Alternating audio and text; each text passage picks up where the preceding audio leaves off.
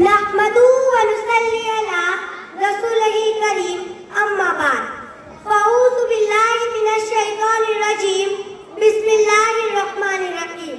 محترمہ صدر صاحبہ، معزز اساتذہ اکرام، جج صاحبان اور میرے عزیز طالب علم ساتھیوں، السلام علیکم.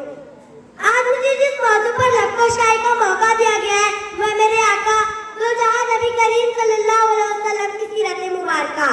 محترمہ صدر صاحبہ، اس کائنات میں سرور کائنات خاتم النبی حضرت محمد مصطفیٰ کی مثال آفتاب درخشاں کی ہے جو گارے گرہ سے طلوع ہوا اور پوری کائنات پر چھا گیا.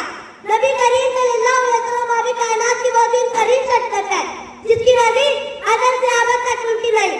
آپ انسان کے لیے پیغام نجات لے کر آئے تھے. نبی وہ انسان کے لیے رحمت بن کر آئے تھے. میرے نبی وہ نبی تھے کہ جن کی امت ہونے کی خواہش تمام انبیاء نے کی تھی اور ہم الحمدللہ اتنے خوش قسمت ہے کہ ہمیں یہ سعادت بھی مانگے مل گئی. ہمارے پیدا ہوتے ہی ہمارے کانوں میں اذان دے دی جاتی ہے کہ مبارک ہو تم اس نبی کی امت میں سے ہو جس پر خالق دو جہاں کو ملا جائے. محترمہ صدر صاحبہ، میرے آقا کو بہت ساری شاعری میں فقیری کرتے تھے جن کے پاس سلطان کی چاندی تھی. میرے سرکار کو ٹوٹی چٹائی پر بھی سلطان نظر آتے تھے. میرے نبی کی نگاہوں میں بجلی، لبوں پہ تبسم اور چہرے پر نور تھا. میرے سرکار کو سادے لباس میں بھی ذیشان نظر آتے تھے. محترمہ صدر صاحبہ، میرے نبی کی طبیعت میں نرمی، عاجزی اور شفقت کا آغاز تھا. آپ اندھیرے کی تاریکی میں سورج بن کر چمکے تھے. آپ کی سیرت بے مثال تھی اور کردار ایسا تھا کہ کافر بھی فدا ہوتے تھے آپ کی صداقت پر. محترمہ صدر صاحبہ، میرے نبی کو محبت کا پیغام تھے. میرے نبی وہ شخص تھے کہ جن کے دم سے دنیا کے ہر کونے میں اجالا پھیلا. حضور آئے تو اندھیروں سے نکل کر اجالے میں آ گئی دنیا. حضور آئے تو اندھیروں سے نکل کر اجالے میں آ گئی دنیا.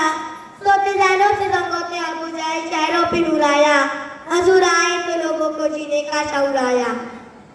محترمہ صدر صاحبہ، جب میں سیرت النبی کی بات کرتی ہوں تو میرے ذہن میں مکہ کا منظر گھومتا ہے. میرے نبی مکہ کے ظلم کے نشانے پر تھے مگر ارادے بلند تھے، حوصلے چٹان کی طرح تھے اور یقین اپنے خدا پر تھا. ارادے جن کے پکا ہو نظر جن کی خدا پر ہو. ارادے جن کے پکا ہو نظر جن کی خدا پر ہو. صلاۃ الفیض موجود تھے وہ گھبرایا. محترمہ صدر صاحبہ، اگر میں اس موضوع پر تفصیل سے بات کرنے لگوں تو سورج ڈھل جائے گا، دن ختم ہو جائے گا مگر یہ موضوع اپنے اختتام تک نہیں پہنچے گا. محترمہ صدر صاحبہ، یہ کوئی تقریر نہیں، یہ میری دل کی آواز ہے. یہ کوئی شاعری نہیں، یہ میرے نبی کا عشق ہے.